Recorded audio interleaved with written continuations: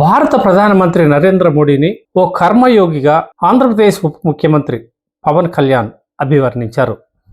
ధర్మాన్ని పాటిస్తూ కర్మను పాటించే నాయకుడు మోడీ అని ప్రశంసించారు. కర్నూలు జిల్లా నన్నూరులో జరిగిన సూపర్ జిఎస్టీ సూపర్ సేవింగ్స్ కార్యక్రమంలో పాల్గొని బహిరంగ సభలో మాట్లాడిన పవన్ కళ్యాణ్, మోడీ దేశాన్ని మాత్రమే కాదు 2 తరాలను నడుపుతున్నారని కొనియాడారు.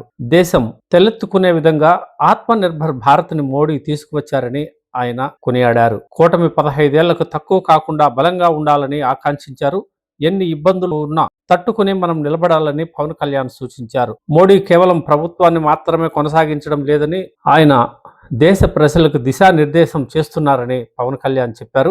ఆత్మనిర్భర్ భారత్ ద్వారా ప్రపంచ పటంలో దేశాన్ని నిలబెడుతున్నారని ప్రశంసించారు. గూగుల్ లాంటి అతిపెద్ద ప్రాజెక్టులు దేశానికి ప్రత్యేకించి ఆంధ్రప్రదేశ్కు వచ్చాయని, అది మోడీ చొలవ మాత్రమేనని ఆయన చెప్పారు.